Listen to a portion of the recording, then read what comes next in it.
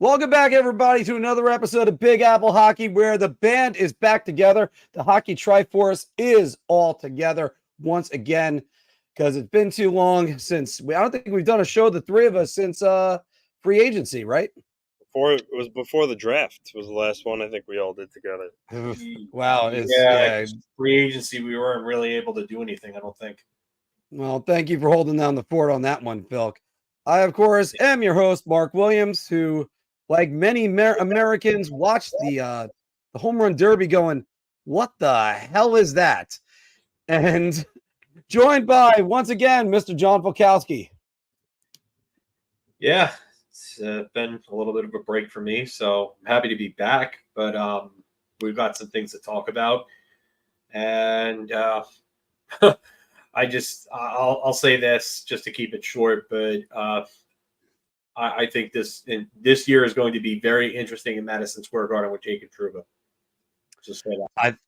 Well, we're going to be talking more about him, I think, later on in the show. But I don't think I've been able to introduce the hockey news is Mr. Anthony LaRocco.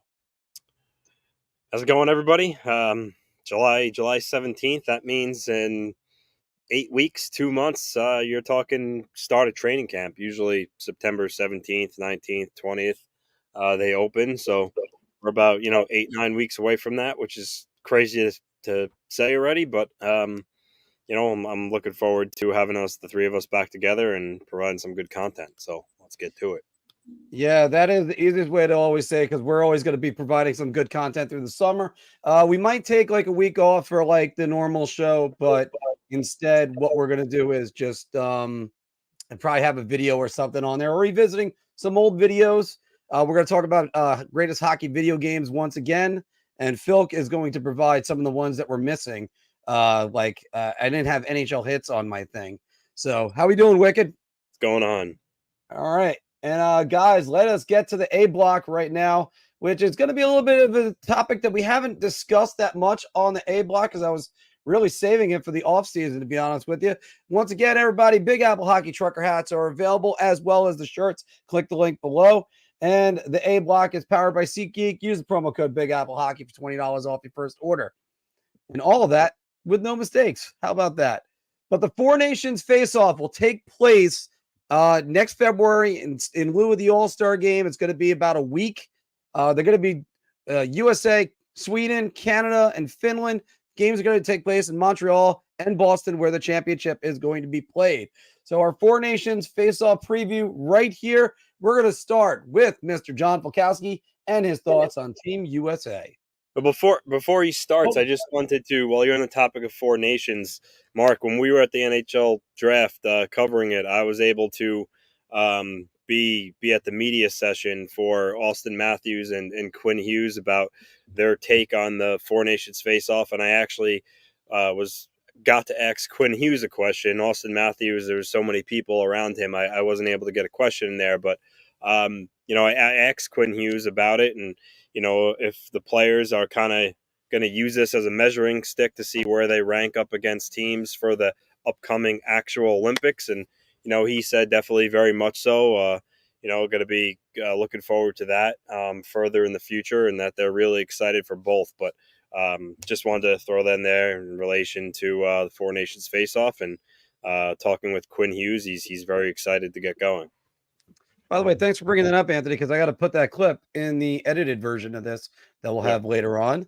But and Phil, just to throw this out here, there was all the points production from the nationalities, the different countries. 9,152 by Canada, USA in second place with 6,087, Sweden 2016, and Finland 1,033. Phil, start with the team that's in second place. Go ahead with your thoughts right there.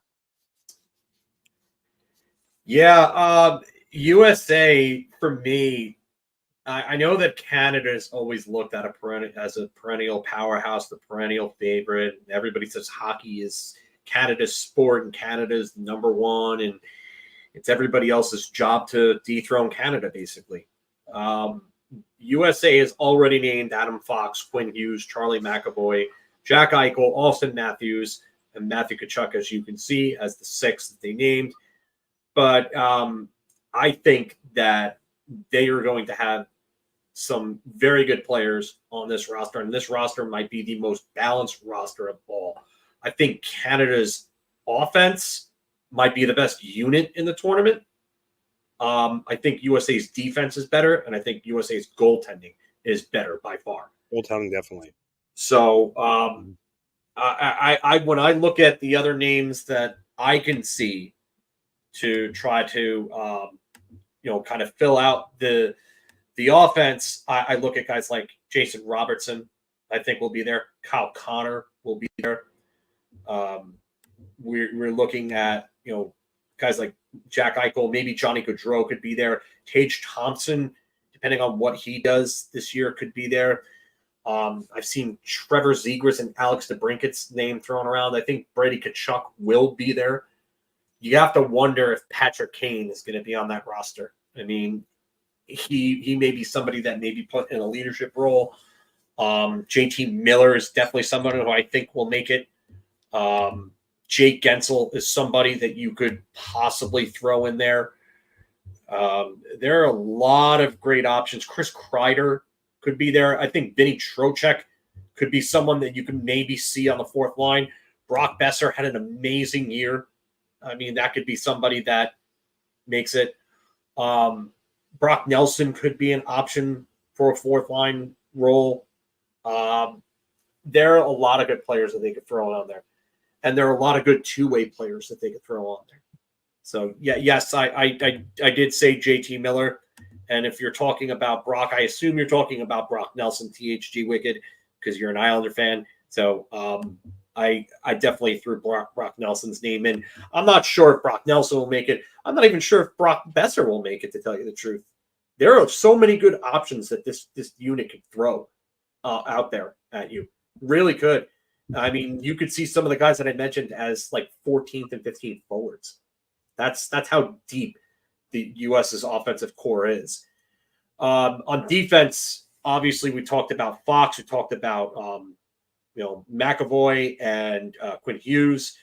You have Zach Werenski you could throw in there. I imagine Jacob Slavin is going to be somebody that's going to make that. He's considered by many to be the best defensive defenseman in the entire league. I would imagine that he would be on there. You have guys like Noah Hannafin and John Carlson. Those are guys that I would look to possibly round out the defense too. If they want to go in a younger direction and add some youth to it, don't be shocked if Jake Sanderson is somehow on there, whether it's a reserve or whether he somehow blows everybody out of the water and cracks the roster, because his showing this year for Ottawa was really good. He's showing a lot of potential at both ends of the rink. I think this is going to be a guy that can make the team. He's very big, he's lanky, and he's just a tremendous skater. He might be, honestly, in terms of pure skating, the best American-born skating defenseman right now. I know people are going to look at Quinn Hughes. They're going to say, "Oh, Quinn Hughes." You ever watch Jake Sanderson skate? Very good skater. His father. Yeah, his father was a great skater. phenomenal skater, like one of the best in the league for a good 15 plus years. So, and you want to talk about another Brock Faber would be a great one to have. Absolutely phenomenal rookie campaign for Minnesota on defense. Was a 40-point defender. He should have gotten series Norris consideration. I think he was that good, but I know that they give it to guys who put up tons of points, as we saw with Erik Karlsson winning it, scoring 100 points, but being absolutely awful on defense. No, Jonathan Quick will probably not be making it. No, USA is loaded in goaltending. They're loaded, absolutely loaded. I mean, they have the Vezina winner in Connor Hellebuck. They have Thatcher Demko. You have Jeremy Swayman. Yep. Those are the three right there. Yeah. I think those are the three right there. Those are really the three for me. I mean, John Gibson is a really good goalie. He's not going to even come close. He might even not. You know what? I think Gibson would really have to outperform one of those guys. I can't see it being Hellebuck or Swayman. He would have to really outperform Demko for him to make the team. I think over. You know who we're forgetting about though, right? Jake Ottinger. Oh yeah, yeah. My pick for the Vezina this year. About Jake Ottinger. Yeah, that's how loaded the U.S. is in net. Like their number 4 or their number 3 and 4 could easily be a number 1 and 2 for another country. Yeah, could and especially Canada. Because look at Canada's goaltending. We're going to get into that soon enough. But wow, yeah, I was shaking my head when I was going over Team Canada. It was ugly in goal. All right, so actually, before we get too far into Canada, though, Phil, what do you see the strengths and weaknesses of this USA team? You said the balance is there, but the balance is the biggest strength. I mean, the weakness, maybe they don't have enough true elite talent like Canada does. Canada can throw at you McDavid, McKinnon, Crosby. They could throw just about everybody in the world at you offensively. Maybe their offense is, maybe the top end talent in terms of offense is probably the one weakness that they have, because their offense is probably the most balanced in terms of two-way play, but I just don't see them having the true generational type game breakers outside of Matthews. Maybe you could throw Eichel in there. Eichel hasn't put up generational numbers, but he is a tremendous talent by all means. And now he's turned himself kind of like Mike Modano. Remember Mike Modano before Ken Hitchcock was really a guy, and Steve Yzerman as well, before Scotty Bowman. They were guys that were criticized for not playing the other end of the ice and not being tough enough to win in the playoffs. Jack Eichel dealt with all that garbage in Buffalo trying to get out of there. And then he goes to Las Vegas. And then in his second season in Las Vegas, wins a Stanley Cup. And he's one of the best players on the team doing so in the process. So, I mean, Jack Eichel, to me, has really forged himself into a great player. But they're going to need more. Matthews and Eichel will need more true top-end elite talent to help them out. This is where Jack Hughes really has to step up and show that he can stay healthy and he can really drive play and be that force when the games get tough and the games matter. Anthony, a quick thought. What are your strengths and weaknesses you see with USA? Well, it's hard because their goal, it's not their goaltending. Their forward group, I agree with Phil. They don't maybe has high-end talent as Canada does, but then again, I mean, Matthews is still an elite player in his own right. But of course. Yeah. I guess I would just say their depth isn't as strong as Canada. But I mean, this is different when you're comparing international teams. It's different than saying a regular NHL team lacks depth. I mean, they still have depth, but it's maybe just not as deep as a country like Canada. So I would just say their offensive depth really would be their weakness. I do think that you could possibly say some grit. I mean, a lot of their forwards, they're skilled forwards like Matthews. They don't exactly like to muck it up, but I think this tournament's going to be a lot of run and gun speed though. So I don't necessarily know how much grinders that you're going to need, but I would say maybe that could be another weakness. But overall, I think they have a really solid lineup. And I know Russia's not in the tournament, so it doesn't matter, but really the only other team that you could say would have better goaltending than them is Russia, but they're not involved. So that's a moot point. Yeah. So, yeah, that's actually one thing about this replacing the All-Star game is that every Ranger fan, and for that matter, Islander fan or Tampa Bay fan, can all take a breath knowing that Shesterkin, Vasilevsky, and Sorokin all have 2 weeks off, so they don't have to even worry about that. Guys, the one thing I look at short tournament play, and this is going to be closer to the Olympics than it is the All-Star game. It's not going to be one or the other, though. I'll tell you that. But when I look at short tournament play, playoff stuff like that, I'm always going to look at the matchup center. I think that's where I'm having trouble with the U.S. They got a lot of great centers. They got a lot of great defensive players, like just good defensive players. I don't see that elite shutdown guy because we're going to get to the other teams in a moment, and we can talk about guys that can be shut down guys. All right. Anthony, why don't we go to you and get your thoughts on Team Canada? So when I was doing Team Canada, I kind of pieced my team together based on just I read a lot of other mock lineups from other outlets like, The Athletic and, NHL.com. And I kind of just, brainstormed on what they had and then kind of made my own team based off that. So there's not really many surprises, but I have Hyman, McDavid, and Marner as the top line. I think you can make the case that a lot of people say, Hyman isn't as good as his numbers say, and he's playing with Connor McDavid. End of the day, I think he's definitely going to be on the team. He's on every mock. He has that chemistry with McDavid, and I don't think they're going to split that up. Then I have Marchand, Crosby, and McKinnon. That line with Marchand on it can definitely be a pain in the neck to play against. Crosby and McKinnon, really good friends. McKinnon will slide over to the right for Crosby. Again, that's a first line on really a lot of other countries. Third line, I have Sam Reinhart, Braden Point, and Steven Stamkos.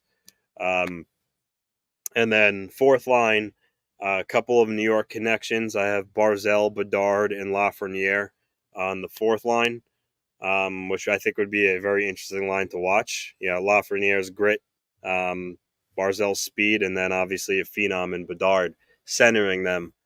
And then my defensemen are Taves, Makar, Morrissey, Dobson, Doughty, and Evan Bouchard. And then in goal, again, this is their weak area when you want to ask about strengths and weakness. There are three goaltenders, Aiden Hill, Stuart Skinner, and Jordan Binnington. So that's my Canadian lineup. A lot of it was based on other outlets, kind of their rosters. I just tinkered with some, line combinations, but I think that team is super skilled. But my caveat with that roster is they're not very gritty. A lot of those players are basically all finesse, with the exception of Lafreniere and Marchand. They have a little bit of grind to them. Hyman does too, to an extent, but that's just a lot of pure offensive skill. I think they do lack some toughness and some grit in that lineup. And then again, obviously the goaltending is a weakness, and which is crazy because years ago, right, you had Waugh, you had Brodeur. You had current a little more. Marc-Andre Fleury. Canada was stacked in goal, and now they are not. So I think goaltending is a weakness. I think their overall team toughness and grit would be a little weakness. But boy, is that team super skilled. Yeah, there was a comment somebody made on both Twitter, and then there was another one on Instagram where somebody said, "You look at that Canadian lineup. Who everybody's going to be scared about that."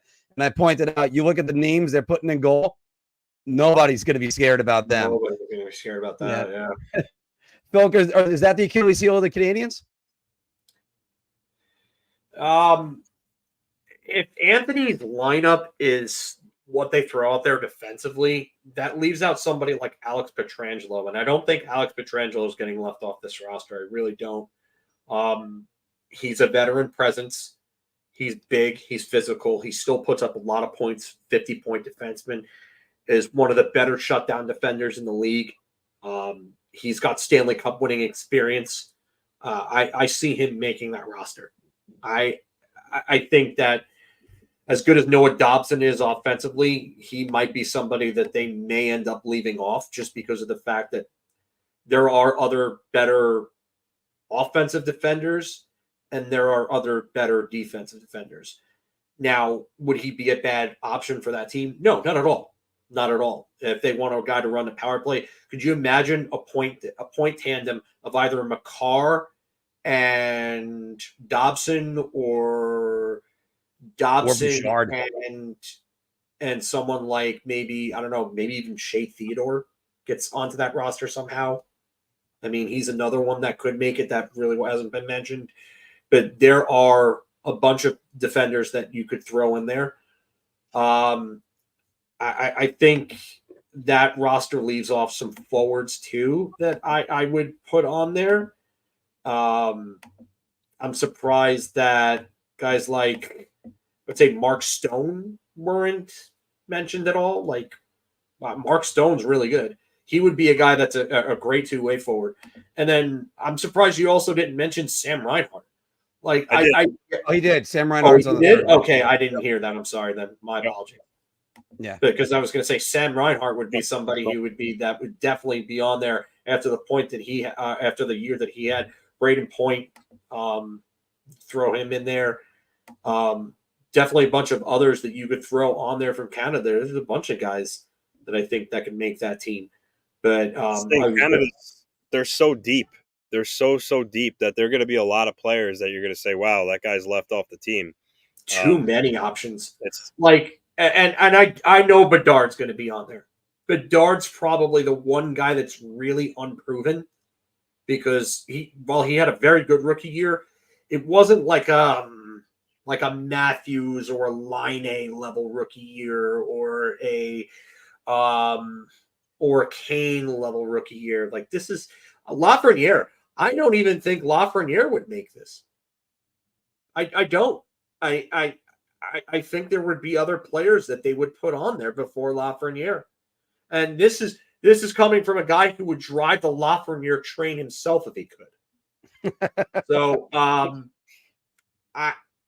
just like I could see Chris Kreider being left off Team USA. Yeah. I could. It's possible. But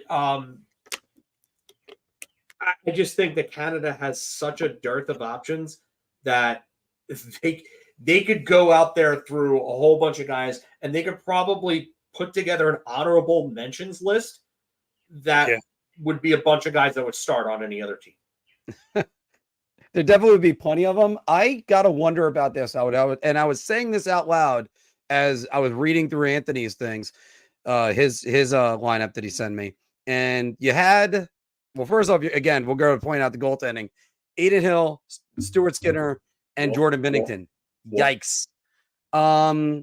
Granted, two of them are Stanley Cup winners, and that's our first reaction. Mark Scheifele is another one that you're like that. But I wonder who's going to be their matchup center, and I wouldn't be surprised if it ends up being Sidney Crosby. And they use that line, Crosby, Marchand, and whoever. As a matchup line. Use that as a matchup line? Jesus. I mean, the way that Mitch Marner is defensively, you could probably stick him with Crosby. That could probably be their third line and their matchup line. By the way, Evan's saying this from Ranger Central right now. He's right about this one. Anthony Cirelli could be a sleeper on it because, after all, who's the coach of Team Canada? John Cooper. Yeah, I think there are way too many players that are ahead of Cirelli. I get the point, and I understand the connection, but I think there are way too many players ahead of Cirelli for him to be added on there. It would look pretty funny if he got added over some of the players that we've been talking about. Like, would you really add Cirelli over Mark Scheifele? I wouldn't. I'll see if somebody else would. I wouldn't. No. I couldn't do that. I couldn't do that in good faith.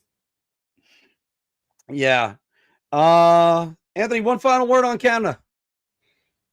It was just it was tough to make the team. That's why I used kind of a lot of mocks from other outlets to base it on, because there's, like Phil said, there's so many skilled players that Canada has, that when the roster comes out, you're gonna have fans of NHL teams a bit that, why is this guy not on the team? And they're just so deep. And the one thing I was surprised Phil mentioned, because I thought of Peter Angelo myself, and when I was looking a lot of mocks, he was left off a lot of them. And, he brought up Noah Dobson. Noah Dobson was on all the mocks that I read. I don't know, we'll have to see what happens. My guess is Canada probably wants a lot of really good skating defensemen to contend with some speedy players on other countries, like Makar, Taves, Dobson, Morrissey. I mean, all these guys are really good skaters. And, Peter Angelo, as good as he is, he's a little older. He's a little slower. I think Canada is going to try to shift towards youth and speed. And that's why I think Bedard, Lafreniere, I think that's why a lot of those guys are kind of on some of these mocks, because they're youthful and they'll have a lot of speed. So we'll see which direction it goes once these teams are actually put in place. But at the end of the day, I mean, you're not going to go wrong with whoever you pick. Again, they have so many they have so many quality players that can make the team. It's just a matter of preference and what kind of team chemistry they want to build. And as Vilk said, you're going to have these honorable mentions that could be a starting lineup for other teams. Now, I'm going to try to go as quick as I can for Sweden and Finland, because to be fair, I still have to watch the final season of that, by the way. But so let's start with Finland real quick. They already named their goaltender, which is Jussi Saros. That's a no-brainer. Miro Heiskanen, Esa Lindell, Sebastian Aho, Barkov, and Mikko Rantanen. By the way, guys, Mikko Rantanen, 5th in goals over the last 3 seasons. Who's number 1? In goals over the last 3 seasons? Yep. Matthews, 210. Yeah.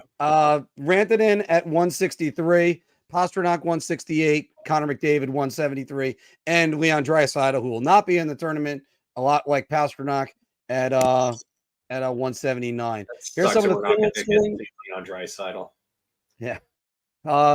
Here are some of the Finland scoring leaders, all the active guys. I mean, Granlund's on there. And I tried to make their roster. I tried to do the rosters as balanced as I could. This is what I got for their first line. Rantanen, Barkov, and Hintz. The second line was a little bit tougher. There's one player, I'm about to mention his name. It's Patrick Laine, that I didn't know what to do with him. Is he going to make this roster? Based on talent, you think so, but it's just he seems to have been lost the last 2 years. I put Laine with Aho and Teravainen. Luosterainen, Lindell, and Kakko. That could be your shutdown line. And Joel Armia, Eric Halla, and Granlund on the third line. Their defense is actually pretty solid with Hakanpää, Heiskanen, Jokiharju, Lindell, Mikkola, and Valimaki. I just didn't know where to put Matthias Maselli. And unlike Canada, their goaltending pretty good. I mean, you got Saros is far and away the best one, Ranta, and then Ukko-Pekka Luukkonen for those guys. Michelli should have made that roster outright. Michelli should have made it? Okay. Yeah, I think he's going to make that roster outright, because I think he's far more skilled than probably about, I would say, maybe 4 to 5 players that you just mentioned. Okay. I mean, that's fair, because I just didn't know where to put him. I didn't want to put him on a checking unit, and I wanted to put him up in the top 6. Here's the problem with this. We were talking about depth before, and while Anthony was saying what he was saying about depth, like, I think the comments that were, or the wording that we're looking for, is that we're talking about depth and scaling it. You remember, we got to scale from an NHL version of depth to an international version of depth. And while you do that, you also have to kind of shift away from the traditional checking mentality type line of a third or fourth line, and realize that these lines are probably going to be a lot more scoring oriented than they would be at the NHL level. So a guy like Matthias Michelli is far more talented offensively than a lot of the guys that you just mentioned. He could probably end up on their second or third line. And Mark, yeah, I'm looking at the NHL's mock for Team Finland. Did you have Eli Tolvanen on your roster? Tolvanen, I need to put him on there. That's definitely a guy that I'll. You know what? He's actually somebody that could be left off, though. He's on there. And then did you? I didn't hear. Did you mention Arturi Lehkonen? I did not mention Terry Lehkonen. So he's on there too. They have that. So they have those two guys on there. Well, I mean, I'm not going to say that any of Mark's picks are bad, but like, I'm not going to go to bat for Arturi Lehkonen and Eli Tolvanen either. Like Tolvanen, it's different options. That's what it comes down to. I could easily see them going in a different direction, like because Finland is a team that really doesn't have a ton of offensive depth. No. So for them, the question becomes: is it worth like adding somebody like Tolvanen, who gives you some offense, but doesn't really give you a lot offensively, over someone like Luostarinen? Like, is it really that? Like, I could see Tolvanen being on there or not on there, one way or another. Like, that's how short Finland is on depth offensively.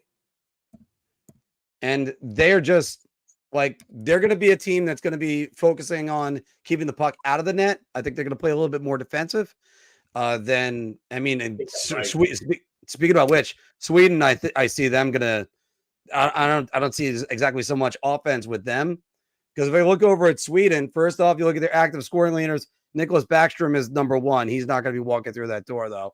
They got Erik Karlsson, Victor Hedman, Zibanejad. So I didn't want to. So that was NHL.com's defense. How many of those guys did you have on your? I did not have Ristolainen on there. I had Lindell. I did not have Olimata either.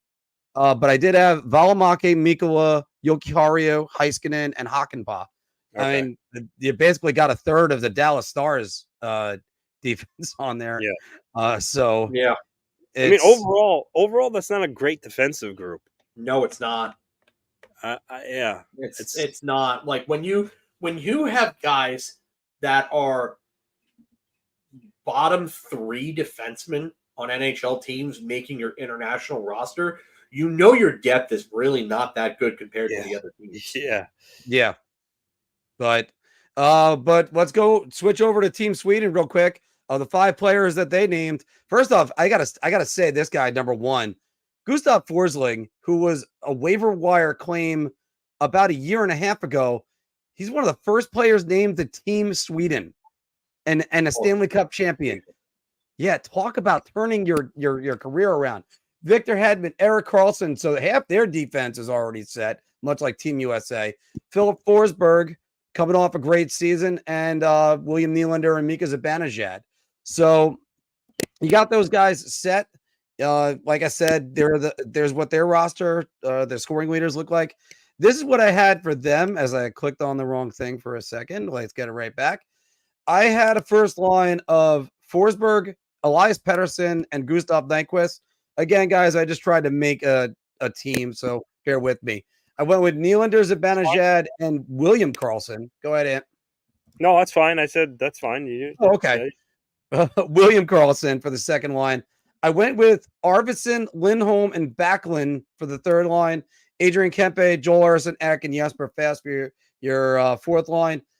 All right, Mark. Dahlin, Hedman, Ekholm, Lindholm, Forsling, and Karlsson. Just to show contrast for everybody, that's the NHL.com Sweden roster forwards. How many of those forwards did you have? You know what? Actually, how did I accidentally left off Jesper Bratt? Jesper Bratt is definitely on there. Jesper Bratt instead of Jesper Fast. Yeah. Well, no, Jesper Bratt I think Jesper Bratt. Now looking at my mock. Did you have Leo Carlsson and Mason Raymond? I did not have Leo Carlsson. I had Mason Raymond. Anthony messed up. Lucas, did you have Lucas Raymond? No, I didn't have Lucas Raymond yet. I figured you're going to want more veterans on this. Even though Lucas Raymond is a good one. I think Raymond's definitely making that team. Okay. Who was Raymond making it over that Mark mentioned? Oh, Jesper Fast. I mean, that's the one that obviously. All right, so that's obviously a big foresight on Mark. We could get the GIF out for Mark on that one. Should have been Bratt. I love me some Jesper Bratt. I've always done Bratt, definitely. But Leo Carlsson and Lucas Raymond are going to be tough sells over the rest of the players that Marc Wait. named. Is that Leo Carlson or is that William Carlson? I had William No, Carlson. that's Leo Carlson with a C. Leo Carlson. And listen, I totally get having Leo Carlson as an honorable mention, because I do think that the next time the Olympics come around, he's probably going to be on that roster. But this is just a little too early for me. I don't think he's proven enough. And that's William Eklund you put in there as well. I can't see him making it over some of the other guys either. It just, although I am kind of concerned about Gustav Nyquist.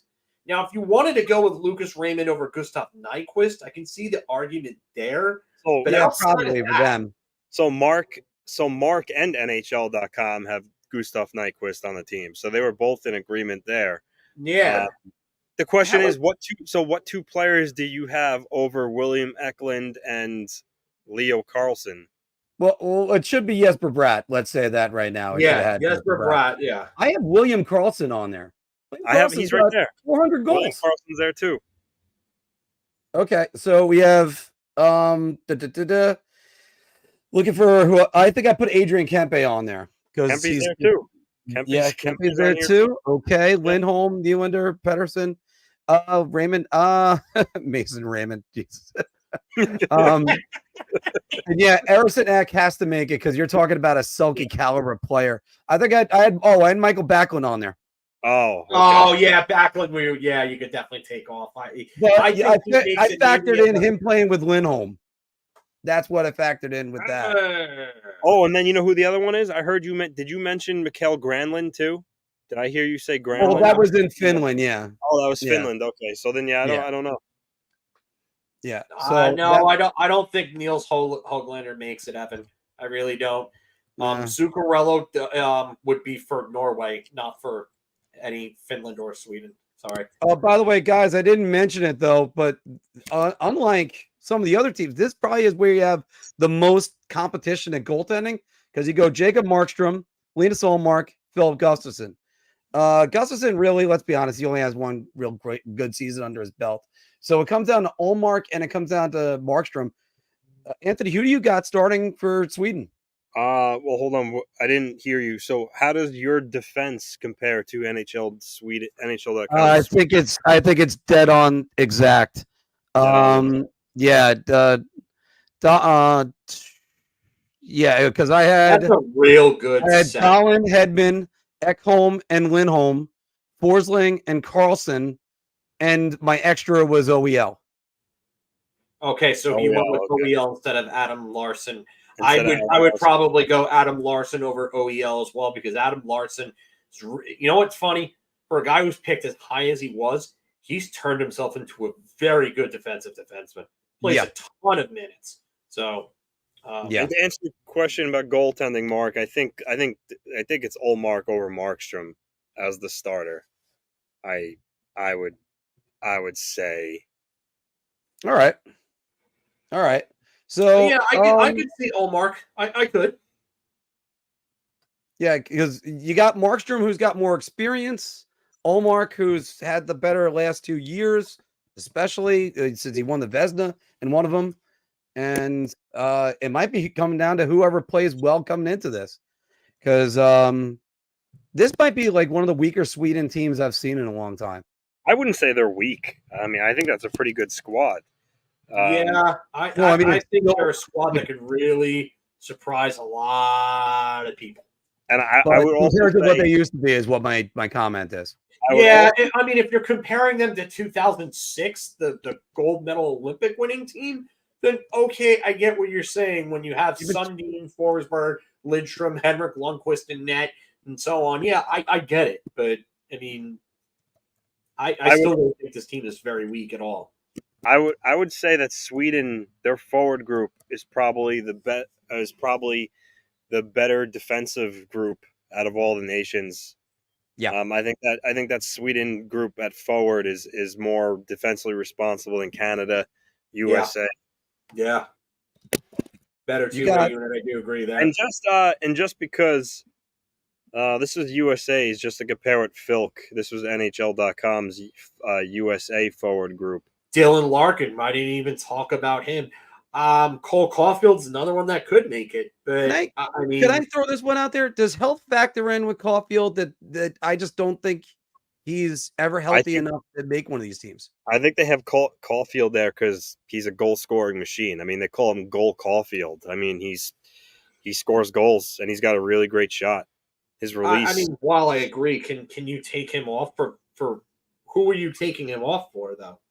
Like, who are you putting him on there? I'm not taking him off for Chris Kreider. And well, let's see who's missing. Who's missing from this lineup that you could say that you would put in there instead of Caulfield? Well, I just said Chris Kreider. That's one of mine. So Kreider is someone that you could put on there over him because he's got the size. So the one thing that I think you guys, and more so you in specific, Anthony, because you made the comment before, is I think you kind of are underestimating size and experience here. And Chris Kreider is not slow. No, he's not.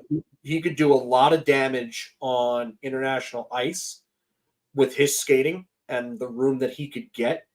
So I could easily put him on there over Cole Caulfield.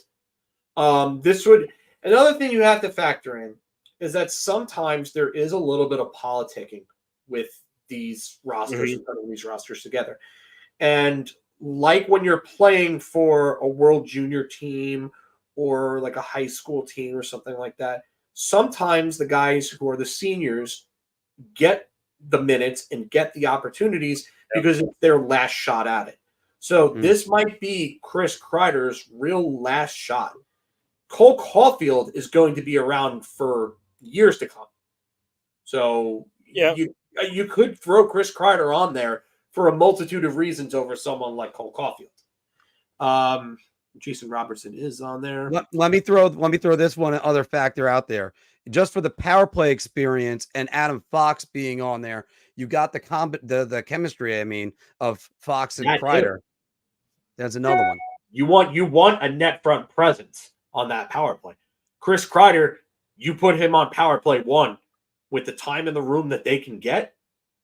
Yeah, that could be deadly. Let me throw a bit of an Islander slant on this too. You would put, I mean, everybody's putting Cole Caulfield immediately ahead of Brock Nelson. And if you're going to construct that team, eventually you're going to have to think about stuff like that. Yeah, I do agree there. Brock Nelson's a real good two-way player.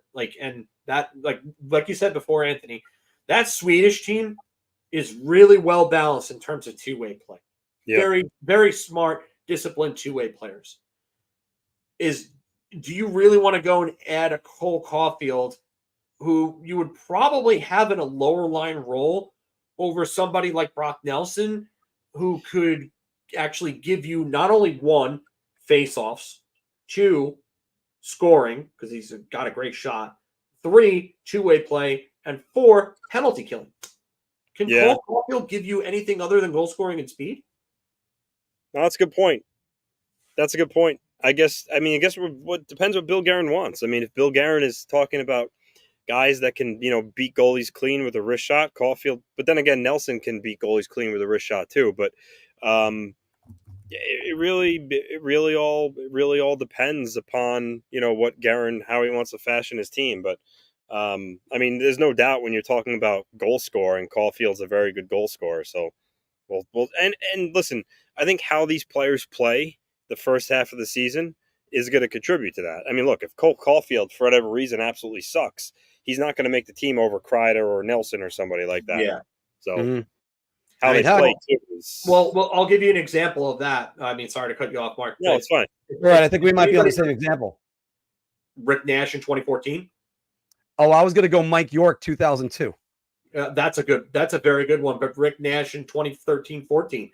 I mean, he came back from that concussion, and nobody thought that he was going to make Team Canada. But he went on that goal per game run over like 12 games or something like that, where he had 12 goals, and everybody remembered the job that he did on Kovalchuk, Ovechkin, and Malkin in the 2010 Olympics. And Babcock threw him on that roster because He was a goal scorer. He was big. He could skate, and he could play good defense. By the way, this was NHL.com's Canada's defensive group. Yeah, I do think Doughty is making that. I think this would be Doughty's last shot. Doughty still plays 26 minutes per game in the NHL a night, and he does it effectively. Evan Bouchard? So who's the seventh? And if this was the group, who's the seventh defenseman in this group? Who's the guy that's not playing every night? Power. Yeah. And don't get me wrong, I'm not bad mouthing Power. I'm very high on Power. I think he's going to be a stud, but he's not there yet. I'm sorry, he's just not. Dobson's a 70-point guy. Bouchard's a monster point producer.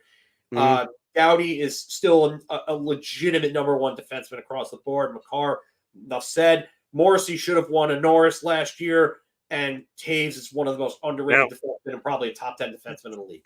I was going to say Devin Taves. Devin Taves. Oh, it's a misspeak, guys. It's not a complete screw up. No, but it's Justin Huberdeau all over again. All right. Well, see, that's the thing. The worst part about Justin Huberdeau was when I built it up. Speaking of which, if Jonathan Huberdeau could get himself in gear, maybe he could find Team Canada as well. But good luck to him on that. Yeah, stop playing like Justin Huberdeau. So anyway, is Morrissey the best defensive defenseman of this group? I would say so, right? Undoubtedly. It's either him or Doughty. I would throw Taves just behind them, but the comment I was going to make is Taves is a no-brainer, even if you think like a guy like Pietrangelo or somebody else like that can make it over him. I would Taves put and McCaw already play together. Power. But again, you would put Taves on there because they already play with your top defenseman. I mean, no, I agree. I agree with Phil there. I think I would put Pietrangelo over Power just for the experience. Dylan Taves. He called him Dillion too. It's not even Dylan. He called him Dillion. So everybody's messing up on everything. Oh, it's all good. But I mean, all right. But I guess, guys, we gotta also, because I will not let this go. I'm sorry. I'm an absolute a-hole about this. Four nations face off, and the Russians are just kind of left out in the cold because I just think it's unfair to punish them for something that they have no control over, no say in, nothing. Like, why are you punishing a bunch of people that did nothing wrong? Yeah, that's kind of where I get my. If they were going into war in the offseason, okay, sure. I get it at that point. But there's just they have nothing to do. And then we saw what happened when you speak out against Putin, right? With Panarin. Yeah. So does anybody want to go and be the guy that suggests Alexander Ovechkin to go denounce Vladimir Putin? Yeah, absolutely. Go do it right now. His family could be shot and killed in the middle of Russia and be dumped in a snowfield in Siberia. Does anybody really want to do that? Are we really on that at this point? I'm sorry, but it's stupid. I don't mean to cut you off. I forgot to leave out. The only thing I didn't do was this was Team USA's defense based on NHL.com. That's a hell of a defense. I think K'Andre Miller right now, he's developing into a guy that can make it. I don't think he's there yet. I couldn't put Miller. I like Miller, but I couldn't put Miller on there over. I mean, we had Fox, Hughes, McAvoy, Slavin, Werenski. I mean, Brock Faber. I couldn't put Miller on there. And there's who am I missing in the seventh? I know somebody could be an option. Yeah, Thomas Harley. Oh yeah. I know somebody somewhere is going to mention Seth Jones, even though he hasn't been as good. You said Thomas Harley? I did say Thomas Harley, yeah. I think he's Canadian, bud. Look at the a few days ago, I sent you the tweet from NHL Network comparing. Oh no, he's Syracuse. That's right. Jeez, yeah. Oh wow. Okay. Yeah. God bless Northern New York. So NHL Network had had Thomas Harley on there in place of Keandre Miller. I mean, he had 15 goals and 47 points this last year. I mean, he's only going to get better from there. So I could see that. I can't blame anybody for putting Thomas Harley on there over Keandre Miller. All right, guys, we're going to pivot. Everybody's doing it. There isn't a graphic for their mistakes, only mine, because mine are legendary. So they've actually become T-shirts. Guys, really quick for the A block, before we get too far away from it, let's go with one of the headlines of two free agents that signed, that one's signed, one's unsigned in New York. The Islanders re-signed I was called Thomas Holmstrom. There you go. Simon Holmstrom. See, but that has to do with the fact that we're old. We know too many guys.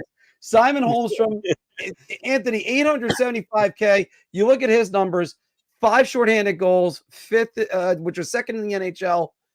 That's a great value for Lou, that right there, right? I mean, I do think it. Yeah, I mean, let's face it. He had a career year, and Holmstrom signed a deal that was less than his qualifying offer. He signed for $850,000. His qualifying offer would have been a little over $875,000. So he took less than a 1-year deal. I mean, it's not a lot less, but he still took less. So yeah, it's good value. I mean, he's a solid third line player. He's still young. Hopefully he has confidence now, and maybe he can even take another step. But I mean, yeah, you $850,000. There's nothing bad you could say about that deal, and he'll be on the third line, and he'll be on the penalty kill again. Again, hopefully he could take his game to yet another level. But good contract. By the way, if you watch the Red Wings from the late 90s into the mid 2000s, maybe even the late 2000s, I forget when he left. But man, Thomas Holmstrom was a hell of a player. He was on the 2008 Stanley Cup team. There you go. Well, so was Johan Franzen, and I think they're still paying him. So, but Phil, let me pivot over to you before we go over to Bar Talk and ask you, what exactly does a Ryan Lindgren contract look like at this point, given that Jacob Trouba is still a New York Ranger?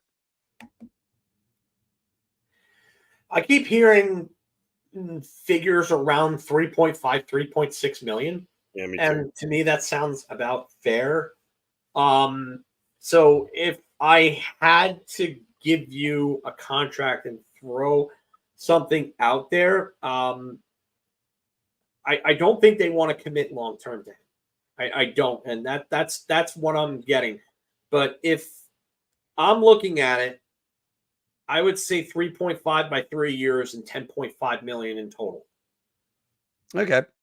I think that's actually a pretty fair contract for him. I think it is pretty fair. The 3 years would take him to free agency, and he would get the free agency when scheduled, and it would be not too long. It would be the Rangers not making the same mistake they made with Marc Stahl and Dan Girardi. Mm-hmm. I think that would be tolerable for both sides. It would give the Rangers an opportunity to develop somebody. You could give EJ Emery enough time to slide into that role, I believe, because I don't think EJ Emery is going to be somebody that's going to have a ton of offensive production at the NHL level, but his skating, his gap control, and his defense are going to be all pretty damn good, I think. And that's somebody that could maybe end up sliding into that role next to Adam Fox in a few years. All right, guys, that's the end of the A block, probably the longest A block we're going to have in a long time. But we're going to get a quick message from DraftKings. There's actually more reads that I have to do, but I just can't incorporate it into the show right now. But message from DraftKings, then we're going to do some bar talk. Hockey fans light the lamp this winter with DraftKings Sportsbook, an official sports betting partner of the NHL. New customers can bet just $5 pregame moneyline on any NHL team to win their game and get $150 in free bets if they do. If that wasn't enough excitement, you can turn small bets into bigger payouts with same-game parlays. Combine multiple bets like which team will win, how many goals will be scored, and more for your shot and an even bigger payout. Download the DraftKings Sports app now. Use promo code THPN. Bet $5 on any NHL team to win their game and get $150 in free bets if they do. Only at the DraftKings Sportsbook with code THPN. Shot. This is the easiest I've ever to answer. I'm going to say beer. I can't even begin to describe.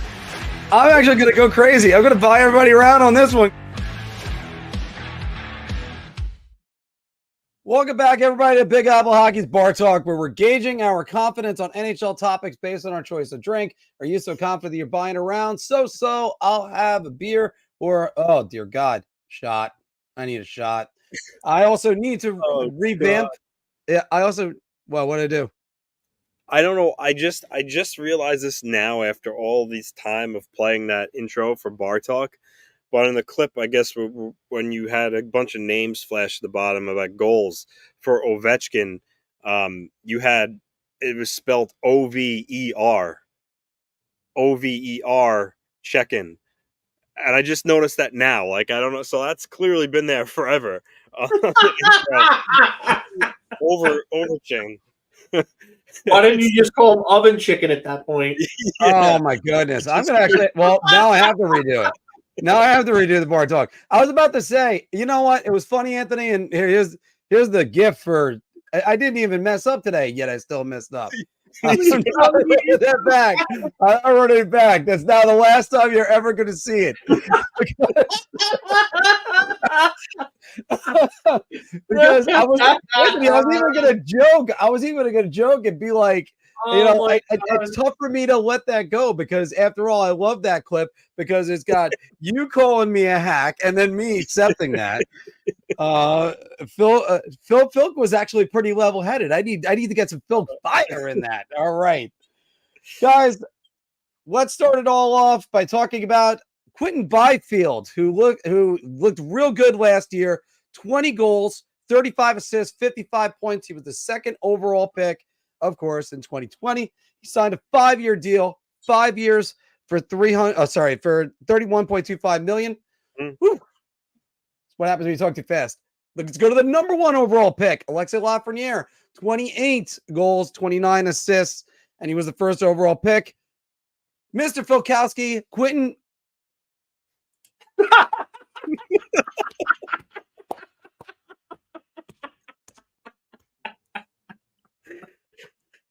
Oh God!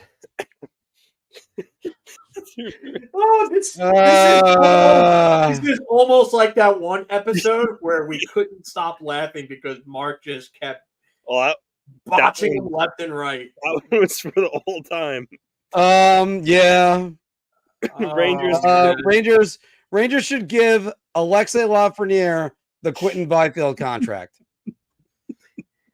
How the hell did that even happen? It's kind of hilarious that you say that.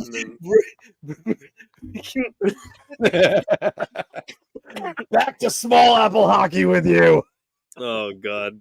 Oh man, small apple hockey. My God. Rangers should Alexis Lafreniere the Quinton. You forgot to give. Kids, remember, don't do it fast. Do it right. Oh, my God. Oh, man. Oh, the chicken one. Oh, that was great. Oh, that was great. See, but I firmly believed shrimp was the chicken of the sea. I guess that was the brand. Oh, my God. All right. The Rangers should give Alexis Lafreniere Quinton Byfield's contract. I am. Something's wrong with that.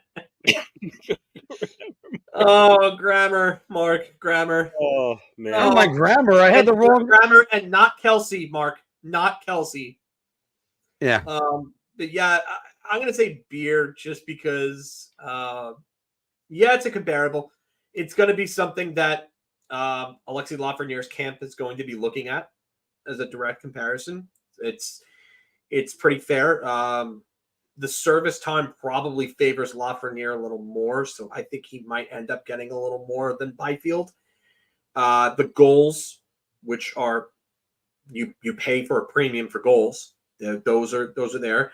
And Alexis Lafreniere's goal scoring numbers at 5-on-5 over the last, or since he's entered the league, really are some of the best in the league. Second best on the Rangers. Yeah, second best on the team. If you look at his even strength goals, he's up there in even strength goals leaders.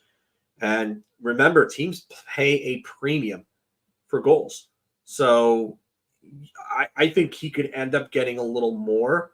And that's why I'm going to say Beer, because I think his camp is probably going to push for a little more than that. But I will say this. With this deal happening, at least the Rangers can go to Lafreniere's camp and try to talk about a deal for next season. Byfield's agent is smart.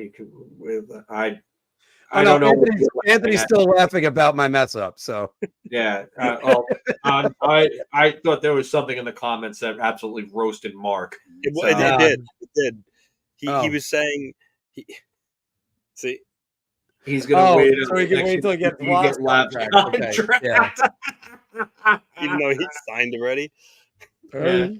But yeah, I would think if anything, I think this helps the Rangers because they have a basis to look at now, and say, you know what, hey, we could offer you this because you're really close to this player. So ultimately, I do think he gets a little more just because he scores more goals and his even strength production is better in terms of goal scoring. By the way, and Dia said Beer on that. By the way, I figured out the problem, guys. It was supposed to be Rangers Alexis Lafreniere should get the Quentin Byfield contract. And as Music is saying, I think they should sign him now instead of waiting for him to get 35, 40. I don't think it's on the Rangers. I think it's on Lafreniere. I think Lafreniere wants to bet on himself again. And I think he's going to come back and he's going to have a massive season so that he can command a massive deal. I think what's going to end up, if you ask me, I don't hold me to this, but I can absolutely see this happening. He has a big, big year where he scores like 80 plus points. And then the Rangers have to sign him to like an $8 million plus contract over. Like he gets something like $66 million over 8 years or something like that. That's what I could end up seeing happening after this year. Anthony, what do you think? So that should in there is why I'm going to say round. I think if they can get him to take Byfield's contract right now, I think the Rangers should jump all over that. But like Phil said, Lafreniere would probably decline, bet on himself to have an even better year this year, and then he can make significantly more than Byfield. So that's how I think it's going to play out. But I think, yes, the Rangers should give him this deal right now, but I don't think he would take it. I'm going to go again. I'm actually going to go round on this one, and I'll tell you why he should consider something along these lines. And that's because he's going to bet on himself. Great. All the best to the kid. You still got to worry about that roster construction if that's going to enable him to be as productive as possible. He's still not getting power play 1 minute, so he's got to rely on power play 2 being any good. And God only knows what's going on with that. I mean, because they're probably going to end up throwing I don't even know what the lineup is for power play 2. I'm shaking my head on that. So kind of take it money in the hand right now. Yeah. Oh, Amanda. I'm gonna own that. I did say that, but Amanda kept receipts. Amanda, I love you for this. Yes, I really do. And I'm owning it. But what I will add to this is, as good as he played last year, he still didn't get to 60 points. It was 1 year. Let's see him do it again before you really throw this in my face. Because what I was saying was he's not producing like a first overall pick. So let me throw one more out there. Yeah, go ahead. Let me throw one more out there. If only there was someone named Alexi that was on the Rangers that produced great in February, March, and April, and was sort of kind of not really a factor as much in the first couple of months. Phil, do you remember a guy named Alexi that would do that? and then suddenly just light it up at like the end of the year in crunch time? Oh yeah, I think his last name was Kovalev. So I want to see Lafreniere be more consistent. He was more consistent this year from beginning to end, and he was producing. Now it's just get him the ice time, get him the production on all that. I mean, it'll come. It'll come. Guys, we have to go to Puckpedia because we can't go to Cap Friendly anymore. We can see that the New York Islanders have 50K. Yeah, it's not Cap Friendly. Cap Wages is actually pretty good, but they still got some work they have to do. Islanders have 50K worth of cap space. Mr. LaRocco, the Islanders will move a contract by camp. Yeah, so I mean, the 50K in cap space, it's a 22-man roster. So basically what that means is the Islanders wouldn't be able to call anybody up.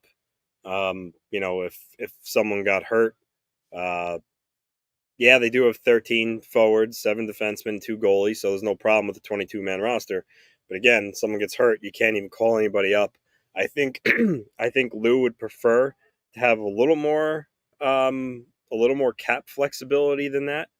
So I'm gonna say this is a round.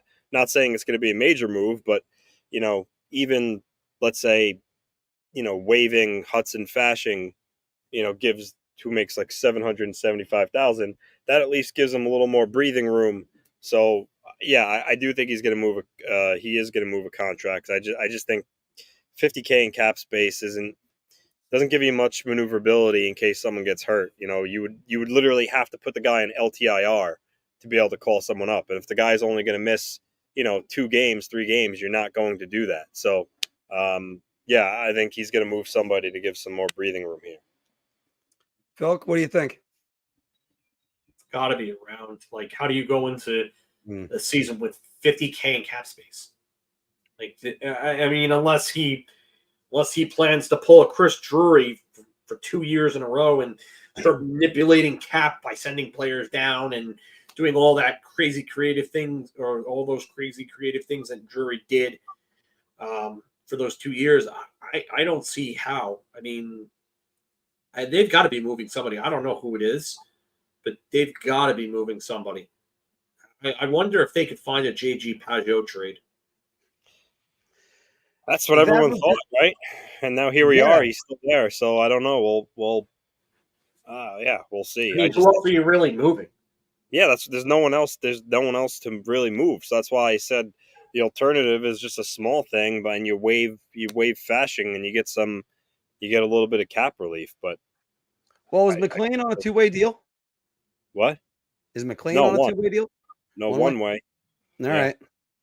Well, yeah, I got to go with the round on this one too. And unfortunately, I wish it was something better than what it's going to end up being, like a Hudson Fasching getting waived. Yeah, it's a hat trick, and it's kind of an easy one. You know what? I mean, I'm going to have to say this. You're going to have to get the hoop, Mark, because it was a layup. Yeah, you know what? So we're going to have to get that. So I got the hoop over here, though. It's out of camera. All right, guys, let's go and talk about one of the guys that I always talk about, but I'm not going to talk about him in the aspect that you think I'm going to be talking about him. But the Capitals, Pierre-Luc Dubois, had a career high a couple years ago, 28 goals. 2 seasons ago, 36 assists, and then 63 points with the Winnipeg Jets. Now he's on the Washington Capitals. Now he's number 1 center again. PLD will break 70 points and lead the Washington Capitals. Dylan Strome led him last year with 67 points.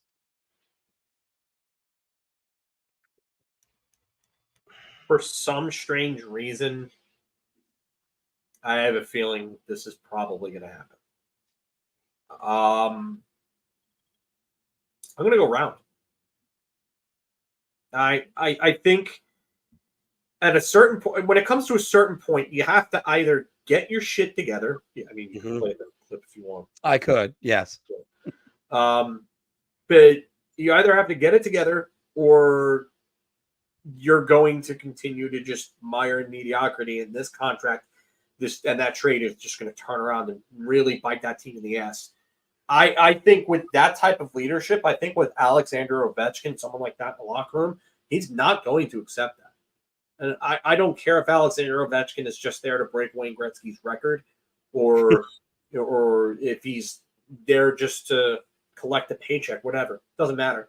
But there's leadership in that room that's not going to tolerate his crap. And I'm surprised that guys like Doughty and Kopitar dealt with that for as long as they did, really. So, yeah. And then they got rid of it quick. Like, he was there, one season? So, I mean, they got rid of him pretty damn quickly. Winnipeg, they tolerated it because it was a big trade. I don't see this happening in Washington where he plays like this. I think he's really going to have to be the good soldier. If he doesn't want to be in Washington, he's going to have to make sure that he plays himself up to get out of Washington so that Washington can get an actual return for him. So Ovechkin's not going to take that crap. I don't think Carlson's going to take it either. So, yeah, I think he gets his shit together this year. Anthony, what do you think? PLD? Are we going to get a career best season out of him? So, I mean, Dylan Strome had 67 points last year. He led the Caps in scoring. Coming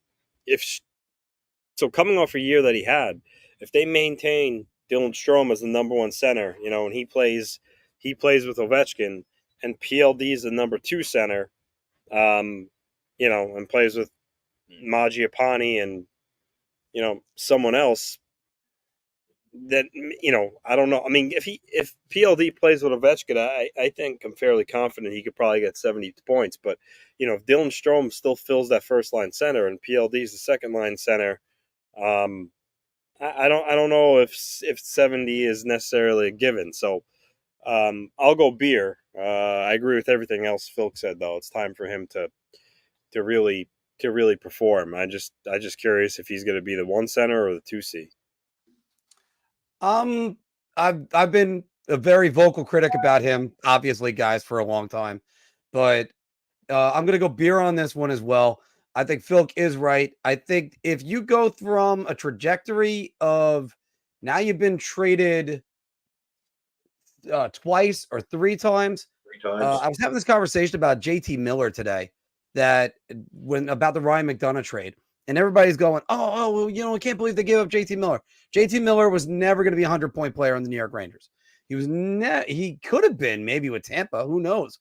But he wasn't good enough there. And then he moved over to Vancouver, where there was a spot for him as a top line player, and he went into a system that really worked well for him. So JT Miller ended up becoming a better player. I think you're right. This is actually a good question, too. I don't want to, just while we're on it, does Connor McMichael take a step up? I mean, yeah, his trajectory looks like he's going to be a decent player. So I think he does. I don't think Washington's a playoff team, regardless of this. Maybe they sneak in. I mean, did they get better? Yeah, but I think other teams have gotten – I think the Rangers are still arguably the best team in the division. You could argue New Jersey over them with the improvements that they've made. Carolina, I still think, is a better team than Washington. You could argue that the Islanders are a better team because of who they have in net and the fact that their team has been together for a while. And then they got rid of two pieces of complete dead weight in Clutterbuck and Martin. But, I do think that Pierre-Luc Dubois can help re-energize Alexander Ovechkin. And Alexander Ovechkin, for the first half of last season, looked like he was absolutely – like he was cooked like a turkey on Thanksgiving Day. Basted everything. He looked bad. So I do think that PLD can help him. My question, though, I'll come back to you guys with this. PLD, for what he's making, is that really – top line money, though? It's top line money, but you're not getting top line production. I'm throwing out 70 points. His career high is 63. He's got to do better than 0.75 a game. He's got to do better than that. So Mario, I just want to, because he's asking me, let me know what you think. If you're asking, can I think Dylan Strome can handle the number one center? I mean, he had 67 points last year. Yeah, I do think Dylan Strome can handle the number one center. I do. It's going to be upon Carberry to determine who he wants to be as 1C. Strome or PLD. I think PLD probably has the edge just because of his pedigree. Although Dylan Strome was highly regarded too, and he had a good year. So actually, I don't know. I think they're both on even playing ground for the first line center, and whoever performs better in camp. Both what, third overall picks? Yeah. Oh yeah, Yeah. Yeah. So it's toss up.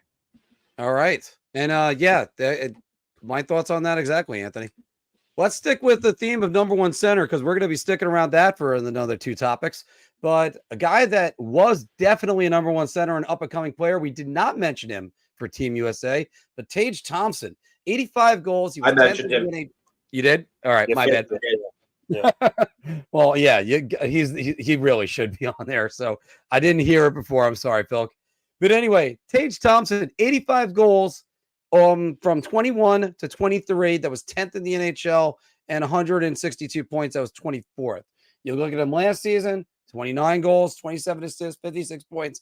That was 106th. But Buffalo's season is on Tage Thompson's shoulders. Anthony, sorry. I mean, he certainly took a drastic drop from his production, a year ago. I could tell you, he'd probably tell you he wasn't happy with the year that he had. But yeah, I mean, he's their best player.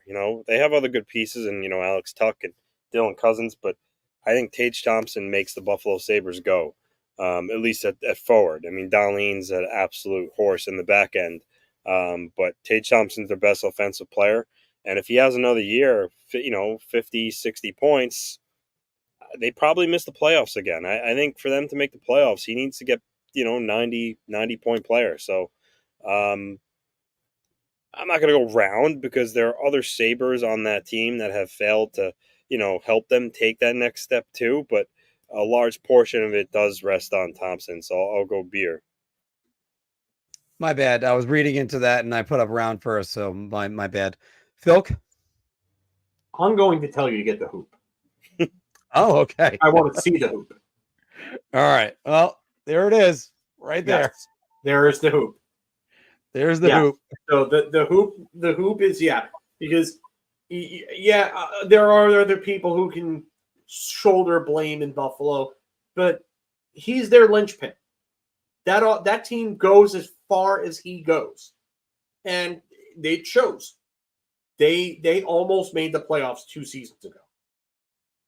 Tage Thompson had a 40, almost a 50 goal and almost a 100 point season. Yeah, that's what happens when your player, your best player, has a near 40 point drop off from one year to the next.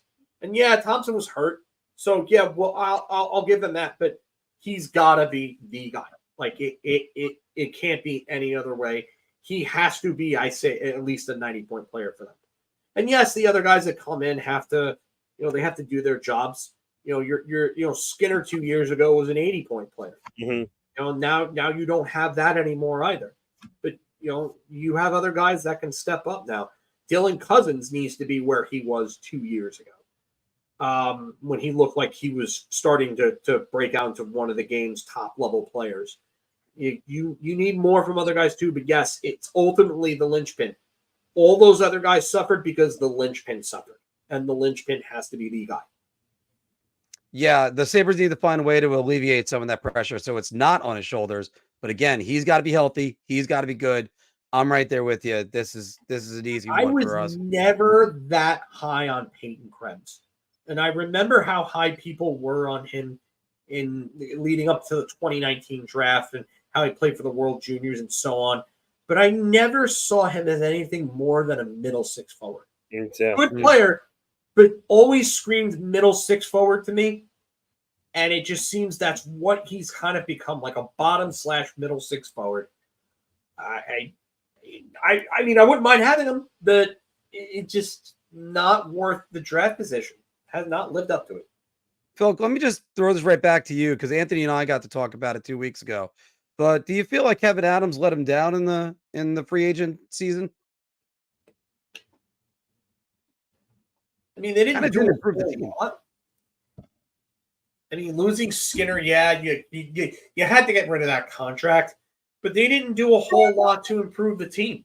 I mean, if you look at this team on paper, like where are you? Are you really that scared of them? I don't know. Yeah. I do also think you do have to look long term with teams, and like a lot of people gave Chris Drury a lot of flack because he didn't go out and spend a lot of money, but you got to look at their team and the way that it lines up going forward. But I look at this Buffalo team and I say that they have the pieces to be a better team than what they've been. You have Thompson, you have Cousins, you have Tuck. I mean, these guys have all produced. Like I like Ryan McLeod, but why are you giving away one of your best prospects to get a third line, center? Yeah. Like, why? Yeah. That's bad. That trade got a lot of comparisons to Erat for Forsberg. And deservedly so. Yes. Deservedly so. Like, I think J.J. Peterka is going to break out this year. Yeah. Jack Quinn could be a real good piece for them goal-scoring wise going forward. I think Jack Quinn could be a 30-plus goal scorer, maybe even more. Zach Benson, who I absolutely loved in last year's draft, I was hoping he'd fall for it, and the Rangers would move up to make a move for him. So I just love that kid's game. I think he's going to have a big year for them this year. But, I mean, they went out and they added solid depth pieces. And that's what they should have done. They shouldn't have went out going, oh, let me go get Jake Gensel. Oh, let me go get this guy. Hey, you constructed your team to be an all-skill team, and it didn't work 2 years in a row.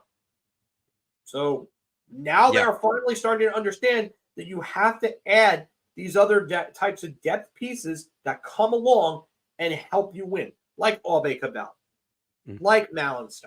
Like, those guys can help you win. Ryan McLeod's a good addition. It's just not at the cost that they gave up to get it. That's all. My only gripe with that.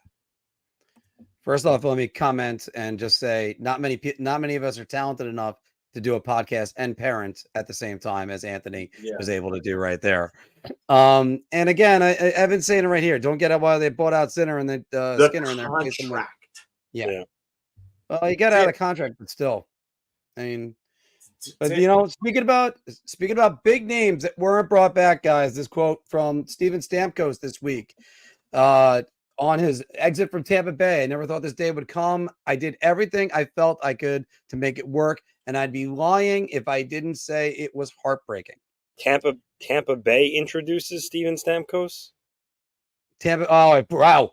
That's actually me just going, well, you know what? I'll take that. I'll own it, guys. Who'd have thought Nashville introduces Steven Stamkos? Stamkos at Tampa Bay. Well, you know, who'd ever thought he'd ever wear a different jersey? I mean, I put up the picture of him wearing the Nashville jersey. I'll give Mark the pass on that one because who the hell thought we'd be talking about Stamkos in a Nashville jersey? Yeah, I'll give him a pass there. But you get it. But still, you get a situation like this where a guy basically is shoved out the door. I think there's going to be some motivation there because that's where the question is. Steven Stamkos will top 90 points this season. Phil, I'm going to start it. And, I know he only had 81 last year. I think he's topping 90. I think he's going to be super motivated to come out and really prove to Tampa Bay that he's going to be, he's every bit the player that he was. And the last thing, Phil, I'm going to say, Phil Forsberg had 95 points last year, and now they have a one-time option on their top power play. That's one of the best of all time at that. I got to go with that. I think Steven Stamkos is going to top 90 points.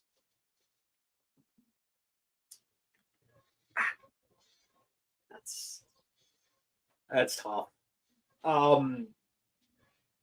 Could I see that happening? Sure. I'm only going to go beer here, though. because I think that it's tough to just say, oh, Steven Stamkos, and he's going to do this and that. You got to. He's adjusting to a new city, a new way of life. He moved his family, and now he's got to adjust to new teammates too, new line mates. The 5-on-5 numbers aren't great for him.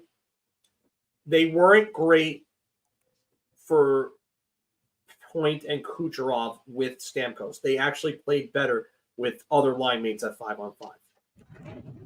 But Stamkos is going to he's going to improve that natural power play big time. And now that natural power play is going to have Forsberg, Yossi, and Stamkos. Oh, Anthony had to leave, I guess, maybe? Okay. Or disconnected. I'm not sure. But, yeah, I will say that he I do think that there is a fit for him there. I really do. And I wonder who he's going to be playing with. So it's really tough to kind of say yes or no on this. That's why I got to go beer without knowing who exactly he's going to be playing with. If he plays with Philip Forsberg, that could be some Music City magic. I mean, that absolutely could be deadly together for all we know. I do agree with you in the fact that he's going to come out motivated. Like we saw this with Jaromir Jagr around the same age. Jaromir Jagr got traded to the New York Rangers, and everybody thought he was starting to decline and that his career was going to start to go over because he went from a 120-point player, 121 points in Pittsburgh in 2001, to a 70-point player, 70-point per game player in Washington. Fit just wasn't there. He just it wasn't right for him. Like playing with guys like Oates and Bondra, that really wasn't his. It just wasn't a fit for him. His game just didn't mesh with those guys. But did he get Robert Lang at one point again? Yeah, they did get Robert Lang in Washington and Michael Nylander, and that's why he dragged Michael Nylander to New York when he signed with the Rangers, or when he got traded to the Rangers, and Nylander was a free agent. But yeah, like you have these guys, and they play well with certain players, and now you got to recreate that chemistry in another location. So I do think that Stamkos will be motivated in the same way that Jagr was around the same age when he came to New York, and people were saying that he was dead. But Stamkos still had an 80-point season. How much further can he push himself at this age? That's really the question. So I'm going to go beer. Yeah, I think that motivation is going to be there, and I think that's going to be the number one factor that's going to really help with that. And one guy who I wonder if somebody's given him the nickname of Spider, as in Shelob from Lord of the Rings. But Arthur Shelob signed a 2-year deal with the Canucks, 5-5 in the playoffs, 2.91 goals against, 8.98 save percentage in those 10 playoff games. He played 9 career games before then, and then he was thrown into that spotlight. But Phil, if you remember, halfway through the season, I thought Thatcher Demko could be a finalist for the Vezina. Instead, he only played 83 games the last 2 seasons after playing 64 in 21 and 22. Arthur Shelovs has got a brighter future in Vancouver than Demko. Shot layup. Good. All right. I don't know how you can say that when Demko is there in Vancouver. I don't know. I really don't know. I think I needed you to tell me that I'm crazy on this one. Yeah, you needed to be told that you're crazy because you are crazy for even presenting that. Like you do realize that he got a 2-year deal for $850K, right? Yeah. Yeah, and he's still a prospect of theirs. They still can bring him up. I think the real thing is Thatcher Demko ever going to be healthy? I think that's what keeps going through my mind. But that prompted you to put this header. Yeah, I put this header in there. I needed a Pacific Division topic. I went with this one.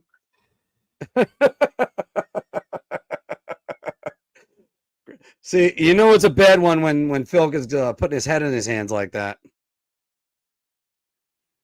I mean, I'm still kind of in disbelief that you actually seriously asked that question.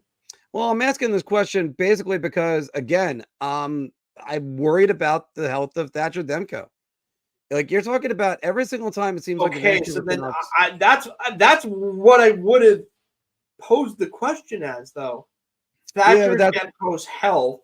And you can put a side note in there that Shelov's signed a 2-year contract after this. But Thatcher Demko's health is a pressing issue for the Vancouver Canucks. You could have literally said those words. They'd be like, okay, this is a legitimate question. This is not something that I'm going to facepalm you for. And it'll make it entertaining short, I'll tell you that. You don't look like you're absolutely batshit crazy for asking it. All right, well, let me ask you this. Is Thatcher Demko's health a problem for the Canucks? I mean, yeah, it is somewhat of a problem. I mean, he's had some injuries, and I mean, I'm not ready to say that Arthur Shelovs is the goaltender of the future for the Vancouver Canucks because Thatcher Demko has had some injuries, though. I mean, that's just not how it is here. I mean, I saw Michael DiPietro's name mentioned, and I mean, I feel like he's been in that system forever. Like when is when with Michael DiPietro at this point? I mean, actually, no. He's 25 years old, and he was a 3rd round pick in 2017, and he last played. I don't actually know. He's not even with them anymore. He's in the Providence Bruins system. So yeah, Michael DiPietro was somebody that was there years ago, but no. But Shelovs is not the answer in Vancouver. And the contract that they gave him would have told you this. Like if they would have given him a 2-year deal worth, like, let's just say somewhere in the 6 to 7 million range, like a $3 million AAV, then you could sit there and start asking some questions because they might think a lot more highly of this guy than anyone can think of. But the fact that they gave him a deal for a 2-year deal for an AAV of less than $1 million per year tells you that they really don't think terribly highly of it. They think highly enough to give him a 2-year deal. Okay, fine, fair. But at an AAV of less than $1 million, like that's not exactly a ringing endorsement right there. No, but that is, when you have the hammer, you use it. Of course, but like if it was that much of a concern, Shelovs could have been able to get at least $1 million AAV out of them. It's not even a $1 million AAV, man. Come on. Yeah. I mean, well, you're talking about a guy who's got a career of 19 games played, including the playoffs. That's not exactly something. Yeah, you can't go on a 19-game sample size either.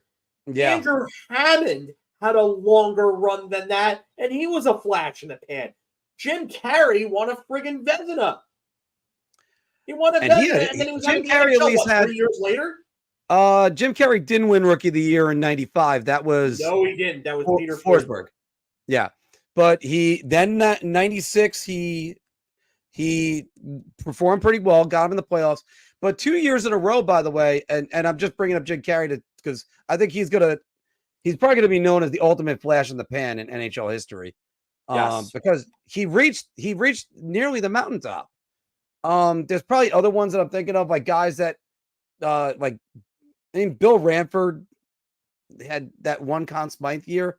But but he got all the way to being named the best goaltender in the league and was traded a year later and out of the league within another year. That's so crazy to even think about, Phil, every time that we ever bring that up. And also, let me just say thanks for paying attention to Big Apple Hockey's Bar Talk, guys, where sometimes we need the comments to change or the topics to change in the middle of having the topic because that's how we're powered.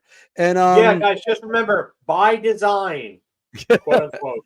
Well, again, it was Marc always says. But by the way, Phil, this was the conversation I did want to have when it came to Shelovs and Thatcher Demko. Let's take a couple of your comments, guys. We actually ran on a really long show today, so we're going to be getting off in about like 5 minutes. State of Survival is asking who's going to sign Daniel Sprong. I don't know, but it's funny because he had one decent year and then kind of disappeared. I mean, he had 43 points this past year, which is good, but his real good year was 2023 in Seattle. And he was getting more ice time and everything in Seattle. So, yeah, I would – actually, no, yeah. He got only 11 minutes this year. And then only 12 this year. That's crazy that he's putting up those types of numbers, averaging 11.25 and then 12 minutes this year. It's funny that he's unsigned just because he's a 40-point scorer. But in back-to-back years. Yeah. And two different teams. I wonder about him because he really doesn't give you a whole lot defensively. I wonder if the Rangers could get him on a very cheap deal. Just because the longer this season goes and the longer this guy remains unsigned, the more of a chance of a team acquiring him for next to nothing. And if the Rangers want right-wing depth, they could add him. But I would imagine the internal discussion among Chris Drury and company is it worth going and adding a guy like him? Or is it better to have the cap space and flexibility and then make the moves afterwards by the deadline? Because after Ryan Lindgren, let's just say they sign him to $3.5 million to be safe. So their current cap space is $5,123,476. You eat into that, that's going to give you about $1.6 million in cap space. Let's just say, right about 3.5. No, I entered something in wrong. Sorry. Minus 3.5 equals. Why is this doing this? Oh, I see what I'm doing wrong. 5.133 minus 5. 1623. About just over 1.6 million in cap space. And while that's enough space to make them. What are you laughing at over there? Just nice moment, just staring at my fiance. Good job. Good job. But I would just say you look at that cap space and you say, what are they better served with? Are they better served with 1.5? And I don't know if they're going to be able to get Sprong for 1.5. That's going to be a tough sell. If they do that, then they're looking at having almost no cap space, and then they're done for the day. I don't know how they do it unless they find a way to move Trouba. I can't help but look at this deal, or at least those two numbers, not really the deal. 18 goals, 21 goals in the last 2 years. I have a feeling he's trying to hold out for maybe $4 million, and he might get an asking price down to maybe 2.5. This is a guy that he's got to capitalize off his. He is Filk. He had a career high of 13 goals with the Capitals in 2021, and 14 the year that he went. Actually, was with 47 games with Anaheim. Didn't they try him with Sidney Crosby at one point with Pittsburgh? and just nothing ever came of it. He was like a fantasy darling. I know everybody's like, oh, get this guy, get this guy, get this guy. Goes to Seattle, plays 16 games, 6 goals. Yeah, whatever. But then the next year, 21 goals, 25 assists, 46 points. Everybody raved about him. Then last year with Detroit, 76 games, 18 and 25 for 43. Like, there's something to be had right there. And I think right now he just doesn't have a seat after the musical chairs of the free agency went. I wonder where he's going to land, and I wonder if he's overvaluing himself, because remember, Tarasenko did that last year.